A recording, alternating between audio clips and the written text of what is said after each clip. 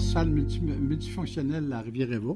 Je suis accompagné de chef traiteur Patrick Pelletier et David Ouellette, qui est propriétaire et seul gestionnaire, je crois, de la miellerie La Grande Ours. Non, pas seul gestionnaire, copropriétaire. Copropriétaire de la miellerie. Bonjour, Ghislain. OK, à Saint-Marc-de-Furet. Fait que moi, j'aimerais qu'on débute avec Patrick. C'est quoi la recette que tu vas nous faire?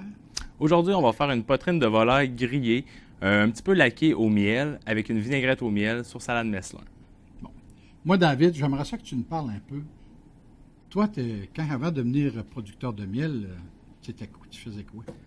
Ben, moi, je n'étais pas vraiment prédestiné à devenir agriculteur.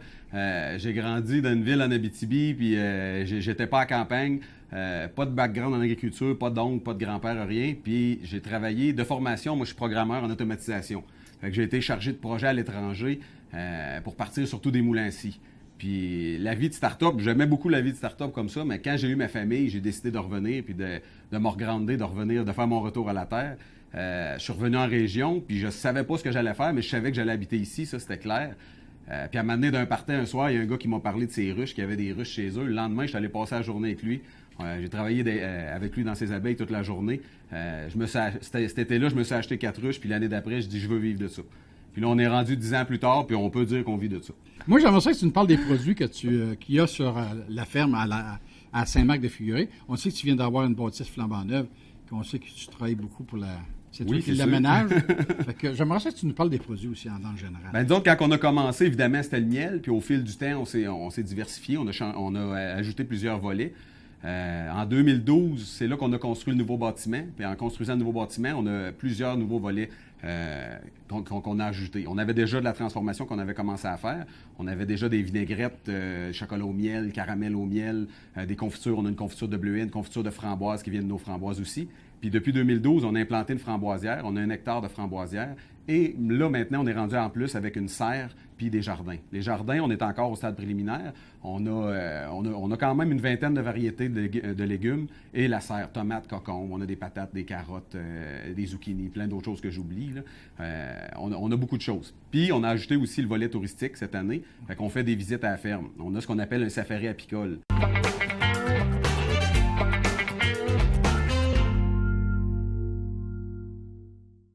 Le miel est un sucre liquide qui contient aussi de l'eau, soit environ 15 à 20 % de sa masse, et contient quelques traces de vitamines et minéraux.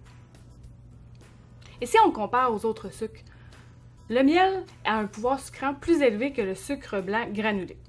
Par exemple, on peut remplacer dans les recettes une tasse de sucre blanc par 3/4 de tasse de miel. Et comme il y a de l'humidité dans le miel, il faut soustraire 50 ml de liquide de la recette originale.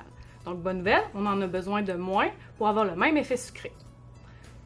Concernant le sirop d'érable, il contient plus d'humidité encore que le miel. Donc, il faut soustraire davantage de liquide à la recette, soit environ 80 ml.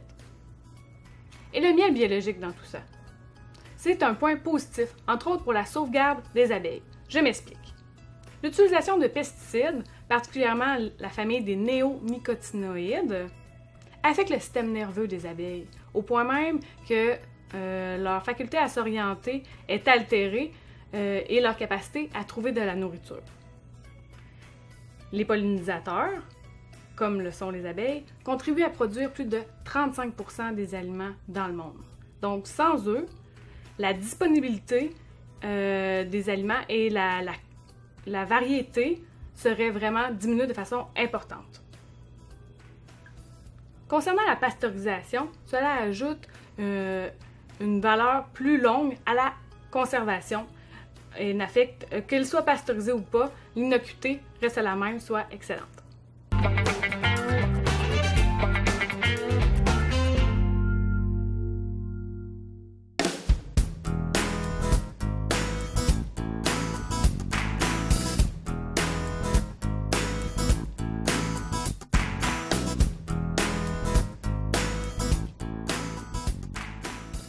Bon, Patrick, là, on débute ta recette. Tu débutes avec quoi? Alors, pour commencer, on va commencer avec le laqué pour la poitrine de volaille, parce qu'on sait que le miel atteint une très forte température à cause du degré de sucre à l'intérieur. Donc, on va faire le laqué cuire les poitrines de volaille, par la suite laquer nos poitrines de volaille, laisser reposer et ensuite on va pouvoir faire la vinaigrette et monter notre salade. Parfait. On débute? Certainement. Alors, pour commencer, nous allons prendre l'équivalent de 1 tasse de miel que nous allons ajouter à l'intérieur d'un cul de poule.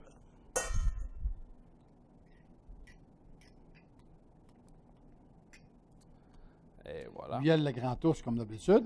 Et voilà. Un miel biologique. Mon préféré et je crois le meilleur miel qui peut exister. On peut dire un des bons miels. Certainement. Ok. Certainement.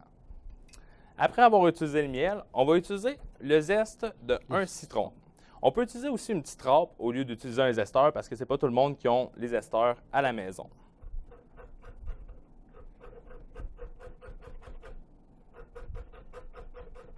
Le zeste de citron, c'est pour lui donner l'acidité. Le zeste de citron va être pour donner une impression de citron confit à l'intérieur. Ok. Va apporter un autre côté un petit peu plus fruité que le citron nous apporte. Parce que souvent, le citron va nous apporter simplement une acidité. Parfait. On voit la mûreté du fruit aussi, on peut la sentir, je pense, présentement Ah oui, dans ça notre sent. nez. Mais le citron avec les poitrines de poulet, ça va très bien aussi. Oui, certainement. Citron miel. Et voilà. Alors, avec le zeste de notre citron, on va l'intégrer au miel, comme ceci. Par la suite, nous allons utiliser l'équivalent d'une belle grosse branche de thym. Pour le laquage, ce que j'aime bien, c'est des fois rajouter une branche ou deux et le laisser en entier. Comme Oui. ça nous permet de donner une belle présentation par la suite à notre poitrine de volaille à l'assiette froide. Donc, on va mettre une branche de thym et en rajouter une autre petite partie comme ceci. Et on va être prête à aller faire notre laquage. Avec, sans oublier, Il faut mettre du jus de citron. du jus de citron. Le jus de citron va nous permettre de liquéfier un peu, notre laqué, puis permettre aussi que la température du sucre n'augmente pas trop vite. OK, parfait. Ça ralentit Le procédé. Le processus. Ça ralentit effectivement le procédé. Alors, on presse le citron. Donc, je crois qu'on serait prêt à aller au poêlon immédiatement. Est-ce qu'on apporte les poitrines? Nous allons apporter les poitrines en même temps. Parfait.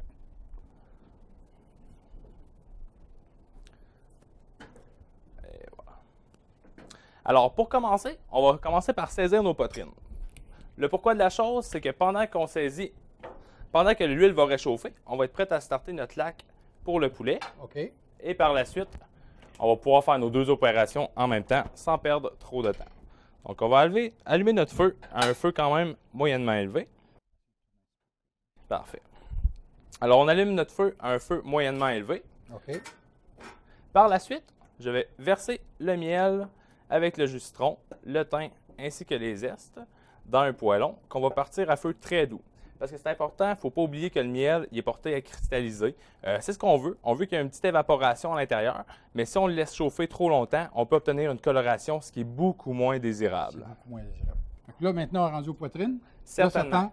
Quand ton miel, là, tu vas faire sauter tes Comment? poitrines. Oui, je vais faire saisir mes poitrines de poulet pendant que le miel est en train de réchauffer tranquillement. OK. Il va se réchauffer, il va se détendre, il va venir beaucoup plus liquide. Pendant ce temps-là, on va saisir nos poitrines. Bien important pour les poitrines de poulet, souvent, on est porté à les prendre avec nos mains. Il faut faire attention, c'est une poitrine de poulet non cuit, donc salmonelle. Et voilà, on va faire attention aux contaminants. Donc, on va saisir notre poitrine de poulet. On va toujours commencer par la saisir du côté de la face extérieure. Où il y avait la peau. Et voilà, du côté de la peau, ça va nous aider. Tu pourrais le faire avec la peau dessus aussi. Oui, on pourrait le faire avec la peau dessus. Cependant, vu que c'est une salade, j'aime un petit peu moins le gras à l'intérieur. Sauf qu'on pourrait utiliser la peau pour nous faire une croustille. Un croustille. Une croustille en salade, ça c'est vraiment délicieux. Et voilà, on peut voir aussi notre ébullition qui commence. Ça, tranquillement. Pas obligé de débrasser. Comment? Ouais, ben on va secouer légèrement le poêlon. Juste le secouer de même. Et voilà, Juste lui comme donner ça. un frisson. Très, très tendre. Je vais baisser un petit peu le feu. Ouais, parce que là, il est haut. Quand on voit que notre miel commence à monter, c'est bien important. On va toujours réduire un peu la cuisson pour éviter d'obtenir tout de suite notre coloration. Pour qu'est-ce qui est des poitrines de poulet, on va bien les saisir. Souvent, les gens, pour faire un laqué, vont cuire le laqué au four. Ils vont arroser avec leur miel pour que ça laque tranquillement au four et tout. Moi, je vais vous proposer une autre optique. Vu qu'on est à la maison, qu'on aime les choses qui se font bien, un petit peu moins compliquées aussi, on va tout simplement saisir nos poitrines de poulet qu'on va terminer de cuire dans le laqué. Dans le laqué directement. Et voilà. Là, présentement, on est en train de parfumer notre miel avec le thym, les zestes de citron, le citron. Vous allez voir que le thym il va donner un bon petit parfum. Il y a déjà des belles arômes qui ressortent. Là. On voit les arômes du citron, mais les arômes du thym aussi commencent à ressortir. Certainement.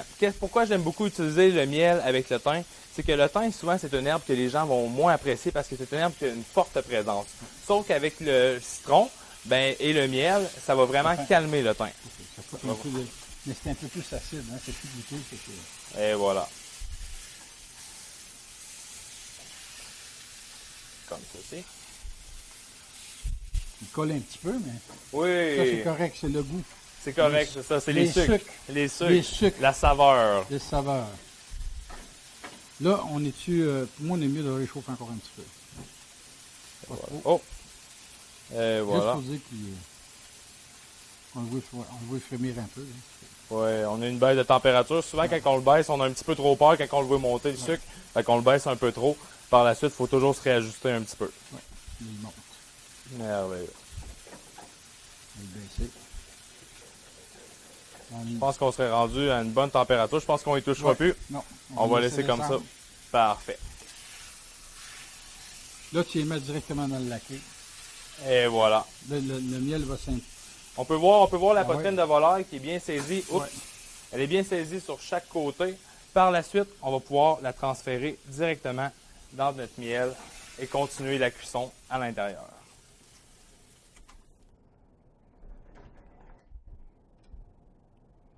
Tu sais, tu le laisses combien de temps?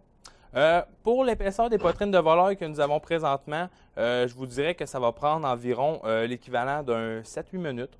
Un 7-8 minutes dans notre laqué pour obtenir une belle température interne. Puis en même temps, vous allez voir, tranquillement, notre miel va commencer à changer de coloration. Puis même qu'on s'est rendu avec une belle coloration dorée, on va tester nos poitrines de volaille. Avec un toucher de la pince pour voir à l'intérieur si elle est bien ferme, c'est qu'elle s'en vient cuite. OK, ouais. Quand elle durcit, tu sais qu'elle est plus cuite. C'est ça. Quasiment. Et voilà. Oui, bien, on va faire le montage. Et voilà. On va pouvoir transférer de l'autre côté. On va emmener une assiette. Certainement. Alors, bien important, après avoir cuit nos poitrines de volaille, on va tout simplement les mettre dans une assiette pour le refroidissement, car la température est très, très, très élevée. Donc, on va les mettre dans une assiette pour pouvoir refroidir notre poitrine de volaille. Excusez, mais c'est malade là. Ça sent tellement bon. Je suis bien d'accord, mon Justin. Ah. Et voilà. On va mettre nos petites branches de thym en attendant. Et par la suite, on va attendre. Je vais laisser notre poêlon tout prêt parce que le sucre va refroidir dans le poêlon et on va pouvoir napper tranquillement notre poitrine de volaille pendant qu'elle va se refroidir. Donc, ça va nous apporter un côté beaucoup plus lustré à la chose. Les odeurs. Maintenant, je pense qu'on pourrait commencer par la vinaigrette. Oui, moi j'aimerais ça que tu commences à faire la vinaigrette. On voit qu'il y a de la salade ici que David nous a apportée. Certainement. David nous a apporté de la belle salade. Je vais entamer la vinaigrette. Par la suite, on va faire la coupe des légumes. Puis on va pouvoir monter notre assiette avec ça. Alors, pour la vinaigrette. Pour la vinaigrette, nous allons commencer avec l'équivalent d'une tasse d'huile d'olive. Oui. Une tasse d'huile d'olive que j'aime bien émulsifier avec un peu de moutarde de Dijon. L'huile d'olive, moutarde de Dijon, ça c'est un mariage... Mariage incroyable, hein? C'est incroyable. On va mettre l'équivalent d'environ... Une cuillère à thé? Comment? Non, je vais y aller... C'est ça, c'est parce que le pot il est petit, la cuillère à table ne rentrait pas à l'intérieur. On va y aller l'équivalent de 4 cuillères à table et demi de moutarde de Dijon pour commencer. Pourquoi qu'on en met un peu plus que les autres recettes, mon Justin? C'est parce que le miel a la propriété d'atténuer la moutarde de Dijon. Si on met une grande quantité de miel avec peu de moutarde de Dijon, on va venir qu'on ne sentira plus le miel à l'intérieur. Justement. Alors, pour pouvoir faire notre vinaigrette, on va se faire vite fait. Veux-tu que je te vide d'huile? Certainement. Puis je vais me faire un petit beignet pour pouvoir tenir mon cul de poule et avoir l'usage de mes mains. Les gens respectent, les gens vont se rappeler de ça. C'est tellement important.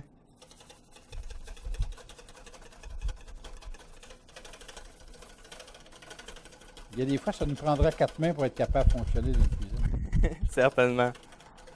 Des fois, on se demande comment on fait pour en avoir 3 d'ailleurs, là, mais on réussit. Aujourd'hui, j'ai pris une huile d'olive. J'ai pris une huile d'olive parce que j'ai pris une huile d'olive pressée à froid qui est très, très, très légère. À la maison, on peut utiliser une bonne huile de canola. La seule chose à faire attention si vous utilisez une huile d'olive, c'est qu'elle ne soit pas trop forte en bouche. Souvent, mon Justin, je crois que... Herbacées. Il y en a qui ont des huiles d'olive très herbacées. Il faut faire attention à les huiles d'olive. Mais en général, les huiles d'olive les plus fraîches, ce pas des huiles qui sont agressantes. Moi, je sais, j'ai été visiter des gens qui produisent de l'huile d'olive, puis ils nous disent tout le temps qu'une huile qui est herbacée, c'est une huile qui est fraîche, c'est très, très fraîche. C'est-à-dire qu'il y a un taux d'acidité qui est beaucoup moins élevé. Mais plus qu'une huile d'olive a de l'âge, plus qu'elle prend de l'acidité. Mais ça ne enlève pas les valeurs nutritionnelles vraies. Puis en passant, des huiles d'olive pressées à froid, sont toutes pressées à froid. Fait que c'est du gros marketing autour de ça. Ah, OK. Choisir des bonnes huiles d'olive, connaître l'origine d'une huile d'olive, d'où ça vient. Il faut que ça soit marqué sur la bouteille. C'est bien important de savoir. C'est bien important de savoir parce qu'il y en a bien des sortes d'huiles d'olive. Tu es en train de me dire qu'on pourrait avoir des huiles d'olive florales, des huiles d'olive citronnées et tout? Oui, des huiles d'olive, écoute, tu peux en avoir au citron, ça dépend. Dans quoi qu'ils vont le faire macérer. Parce que tu peux en avoir au citron, tu peux en avoir au gingembre, ça dépend dans quoi qu'ils font. Ils font passer leur huile d'olive. Il y a bien des manières de le faire. Puis, les producteurs d'huile d'olive, écoute, il y en a. Moi, je vais en Italie régulièrement, mais il y a des huiles d'olive au Portugal, en Espagne, dans le sud de la France. Puis, chaque huile d'olive est comme un vin. Ils sont complètement différents d'une région à l'autre. Je crois qu'on va avoir beaucoup à découvrir de ce côté-là, certainement. On a beaucoup de choses à découvrir.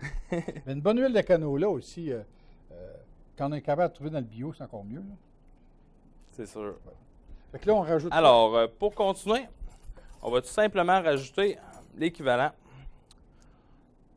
Un quart de tasse grossier de miel. Moi, je me rends jusqu'à une demi-tasse parce que je suis un petit peu gourmand parfois.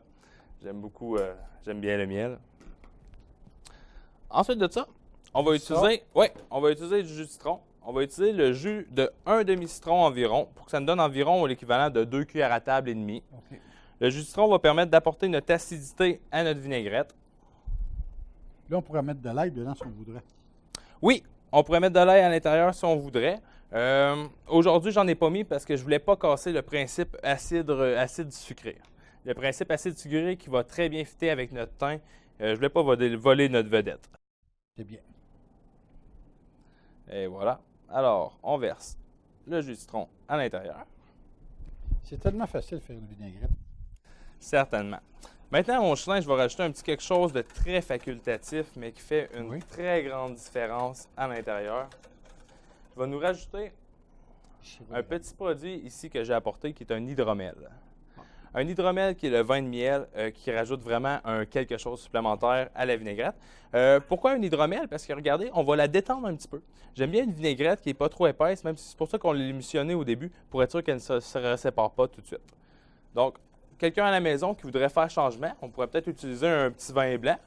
Un petit vin blanc d'été pourrait faire la job pour ajouter à l'intérieur. Ça pourrait être un cidre de pomme aussi? Oui, un bon cidre de pomme fait toujours la différence. Maintenant, poivre au moulin. Bien important. Plus goûteux. Et bien sûr, pour rééquilibrer le tout. Une petite pincette de sel. Ça sent déjà en bas. Oui. Ça sent déjà. Les arômes, ils ressortent tout de suite. Hein? Maintenant, mon Justin, on va prendre le temps de vérifier notre laqué. OK. Notre laqué, que je ne sais pas si on peut voir ici. On va enlever les branches. Certainement. Alors, notre laqué, on va pouvoir commencer à recouvrir d'une petite couche de lac bien chaud nos poitrines de volaille, avec la volaille qui a déjà commencé à refroidir. Oui.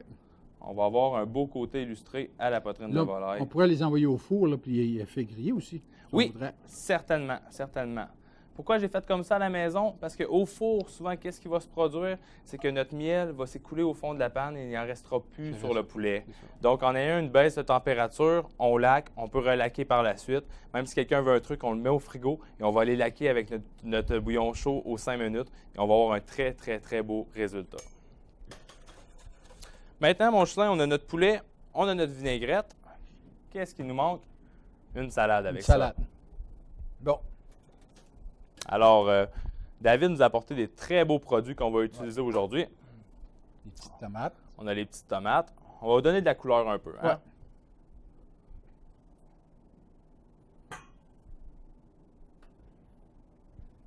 Il y a des radis, des petites tomates. Il y a des cerises de terre. Beau petit concombre aussi. Ouais. Il y a une belle petite laitue. Sens-moi le parfum de ça, mon Ghislain. Le parfum, comme ça. Oh! Magnifique, magnifique. C'est plus que parfumé. C'est même délicieux. La différence entre la tomate d'épicerie et la tomate qu'on fait souvent à la maison ou qui est biologique, je pense que c'est beaucoup le côté floral. C'est très floral, hein? Très floral. Frais. C'est frais. C'est très frais. frais. Alors, on va commencer par couper nos tomates en 4. Donner une belle texture. Essayer de donner le plus de couleur possible à notre assiette. Bon, je reviens tout le temps à la base, moi. N'achetez pas un prix, achetez une qualité de produit. C'est très Effectivement. important. Puis achetez donc des gens locaux, proximité. C'est tellement important, ça, de faire vivre nos petits producteurs, puis goûter vraiment à ce que la région goûte. C'est vraiment la fraîcheur qu'on a ici. Puis on a une chance d'avoir, avec les marchés publics qu'il y a maintenant en région, je pense qu'à un moment donné, il faut les fréquenter plus souvent. Puis on va chercher aussi une qualité de la fraîcheur. Puis on peut passer nos commentaires aussi aux producteurs, ils sont là. Certainement, Si on a des légumes, on voudrait se faire produire, on veut juste faire une demande. Hein? Oui. Là, les chefs cuisiniers, actuellement, c'est ça qu'ils font. Ils viennent au marché public, ils demandent ce qu'ils veulent avoir comme légumes. Je pense que si on regarde comparativement à il y a un 5 à 10 ans, mon Ghislain, on a beaucoup plus de produits en inventaire en Abitibi. Hein? Je pourrais te dire que dans les produits maraîchers, oui.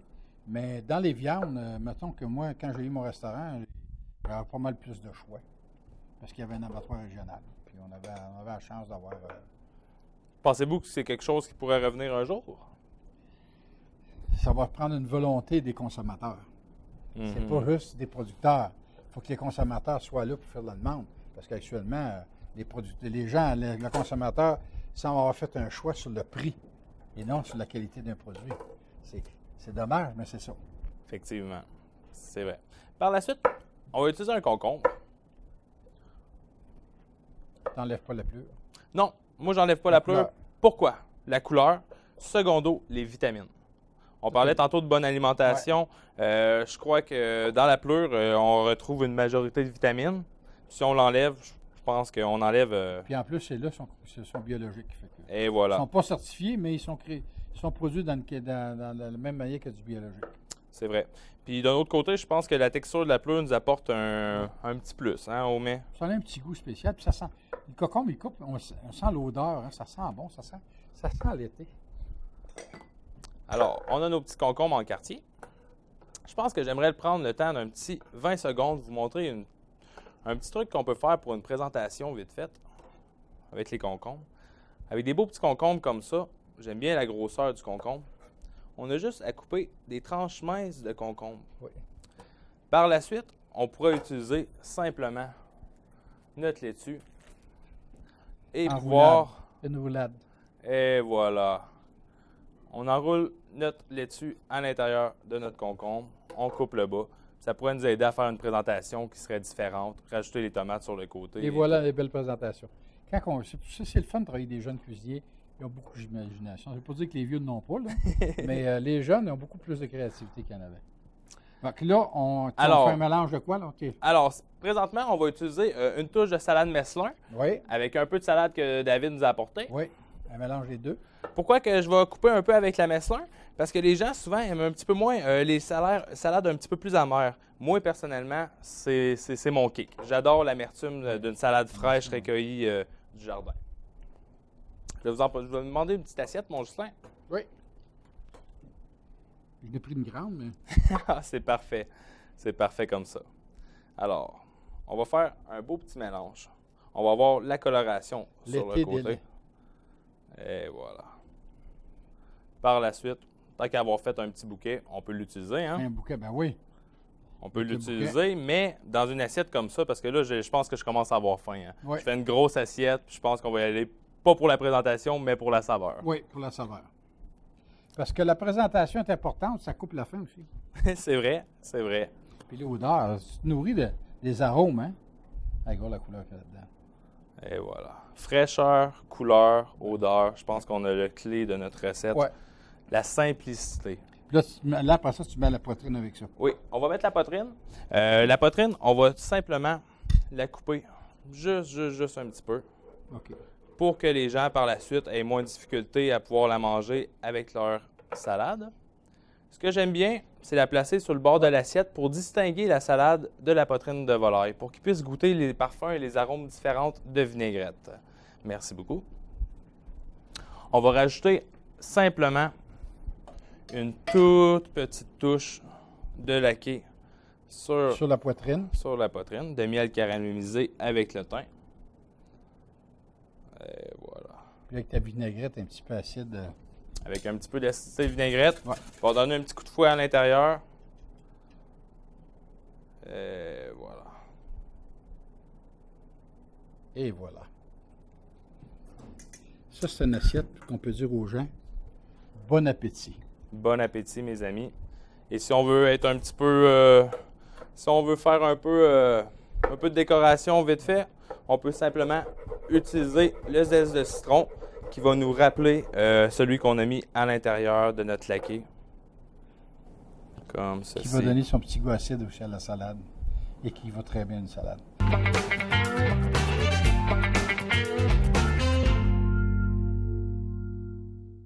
Patrick, j'aimerais ça que tu nous montres un peu des trucs et astuces en cuisine pour, mettons, pour accélérer dans le temps quand on veut faire à manger. Des fois, il y en a qui ont des grosses familles, mais il y en a, on arrive à la dernière minute, on a vraiment le temps de préparer nos plats, mais je sais qu'il y a des trucs et astuces faciles à présenter d'une cuisine pour faire un plat très rapidement. J'aimerais ça que tu montres certains trucs. Certainement. Pour commencer, qu'est-ce que je vais vous montrer comme truc et astuce, c'est les tomates cerises ou les raisins qu'on peut couper. Souvent, les gens vont dire « Oui, mais je ne suis pas très bon avec un couteau. Ça me prend souvent beaucoup de temps pour pouvoir couper toutes mes tomates, mes raisins et tout. Je veux faire une salade de fruits, faire une salade normale. » Moi, je vous montre un petit truc. On a tous à la maison des couvercles de contenants de plastique, que ce soit un couvercle de plat Bessel ou un couvercle de plat en plastique, ça va faire en masse la job. On prend les tomates, on les met à l'intérieur d'un couvercle, on remet un couvercle tout simplement Là, on les par-dessus. écrase? Ah non. Non, on a toujours le choix, mais moi, je préfère les avoir coupés en deux. Par la suite, quand on a mis nos deux couvercles, on a juste à prendre le couteau et tout simplement couper entre les deux couvercles comme ceci.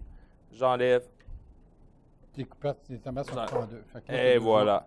Nous avons toutes Tu peux nos... mettre ça dans une salade, tu peux mettre ça dans des pâtes. Et voilà, nous sommes prêts. On voit que ça donne quand même une très belle qualité de Ouais. tomate coupée en deux. Oui. Et voilà, on est prêt à opérer sur un autre thème.